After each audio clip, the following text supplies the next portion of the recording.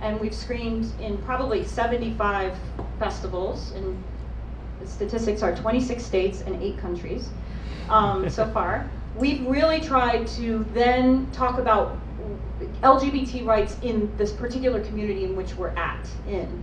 So along the way, I realized what I wanted to do was qualify this film for Oscar consideration, which is a very expensive and complicated undertaking. But my thought was, if we do the outreach around it, then it's not a loss if we don't make it. You know, if we don't make it, it's not a loss. So and you have to have a legitimate theatrical release on 35mm film, which is a big deal to put it on 35mm film because I shot on video. But I chose cities because it doesn't matter where you release it so much, as long as it's a legitimate theater where they're taking tickets, you know, and you've got your ad in the paper in that local town. You have to do at least a week in New York or LA, but beyond that, you can choose your cities. So we chose Salt Lake City, where domestic partnership benefit rights are a huge issue for city employees. We chose Kansas City, we chose Orlando, Florida. We tried to choose places where there was going to be significant LGBT legislation on the ballot this November.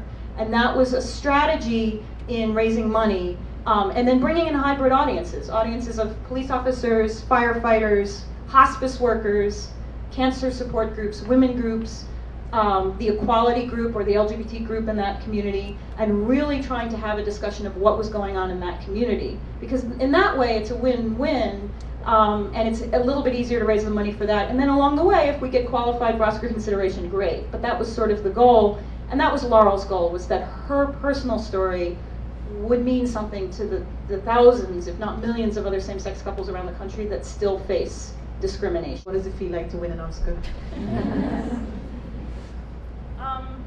Well, the moment is terrifying. It's surreal.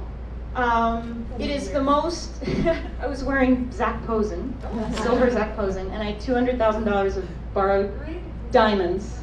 And Stacy, yeah, the Rodeo Drive jeweler came and decked me out, and then the next morning he came and took it away. And Stacy said, "That's a mortgage. That's a mortgage for my house." Stacy, who'd never been west of Pittsburgh, came with me to the Academy Awards. She actually brought a small amount of Laurel's ashes, and she held on to Laurel's ashes, and she said she hasn't been anywhere since Laurel died without Laurel, so she was going to take her and she was going to bring her. She was stressed out that she was going to get stopped by security. That was actually this surreal conversation of where do we put the ashes going into security to the red carpet. It's kind of crazy. It's the most public experience in a raw and a little bit unsettling way as a documentary filmmaker, because it's much more comfortable to be behind the camera. It's so public and worldwide, and sort of terrifying, and then sort of the media frenzy afterwards is really overwhelming. But we had fun, I, you know, once I won with Vanessa, we went backstage and we were doing all these interviews, and by the time I finally reconnected with Stacy, the Oscars were over, and we were all going, everybody was going to the governor's ball, and Stacy was standing there watching my husband give Tommy Lee Jones directions.